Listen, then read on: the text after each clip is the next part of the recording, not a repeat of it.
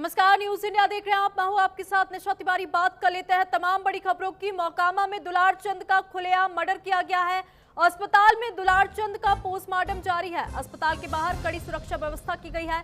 अस्पताल के बाहर समर्थकों की भारी भीड़ देखने को मिली। हत्याकांड को लेकर समर्थकों ने हंगामा किया है। समर्थकों ने हत्याकांड में न्याय की मांग की है। तो यहाँ पे अनंत सिंह और उनके समर्थकों पर हत्या के आरोप लगाए गए हैं। दुलार चंद का पोस्टमार्टम अस्पताल में जारी है। तो वहीं अस्पताल के बाहर की अगर हम बात कर लें तो दुलार चंद के समर्थकों की भारी भीड़ देखने को मिल रही है। तो कल आपको बता दें, पीयूष प्रियदर्शी के समर्थन में चुनावी रैली कर रहे थे दुलार चंद, और अनंत सिंह के समर्थकों के साथ और पीयूष प्रियदर्शी के समर्थकों के साथ यहाँ पे विवाद की स्थिति बन जाती है और ऐसे में दुलार चंद को गोली लग जाती है। हालांकि अब अनंत सिंह के ऊपर हत्या का आरोप लगाया जा रहा है, उनके समर्थकों के ऊपर हत्या का आरोप लगाया जा रहा है। हालांकि पुलिस इस पूरे मामले की जांच पड़ताल कर रही है। तो वहीं दुलार चंद का पोस्टमार्टम अस्पताल में जारी है। अस्पताल के बाहर समर्थकों की भारी भीड़ देखने को मिल रही है।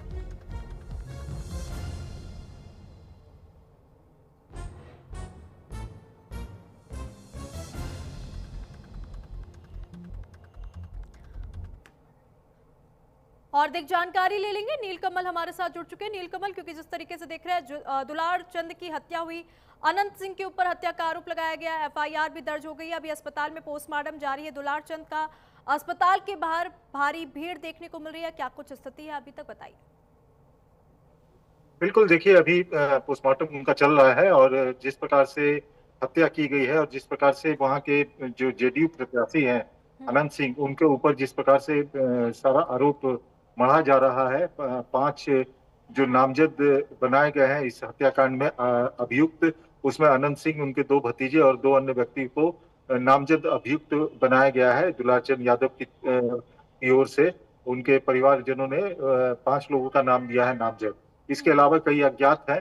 तो अब इस मामले में अभी जो पोस्टमार्टम चल रहा है वहां पर हजारों की संख्या में लोग जो है, दुलारचंद यादव और पीयूष प्रियदर्शी के जो समर्थक है वो वहां जुटे हुए हैं।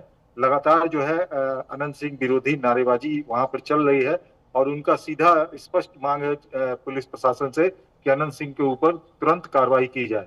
और स्थिति यह हो गई है कि अनंत सिंह आज चुनाव प्रचार के लिए निकल नहीं पाए हैं और वो अभी कानूनी सलाह ले रहे हैं कि जिस तरह से घटना हुई है, जिस तरह से एफआईआर में फिर से उनका नाम आया है, ऐसे में अब उन किस तरह से कानूनी पचड़े से बच सकते हैं और चुनाव प्रचार में किस तरह से जा सकते हैं।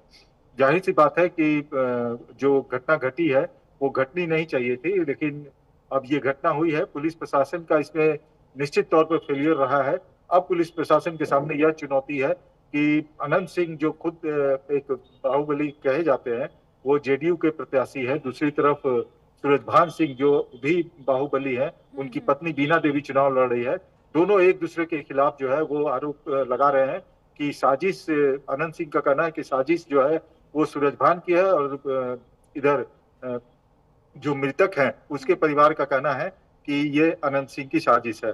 अब इसमें पुलिस पटाक्षेप करेगी। पुलिस अपने तरीके से काम कर रही है। हालांकि पुलिस के जो अधीक्षक हैं वहाँ के, उनसे बातचीत करने पर बहुत ज्यादा कुछ बता नहीं रहे हैं। उन्होंने कहा है कि पूरे मामले का पटाक्षेप होने दीजिए, उसके बाद सारे मामले का खुलासा मीडिया के सामने किया जाएगा। यानी कहीं ना कहीं पुलिस को कुछ इनपुट मिला है।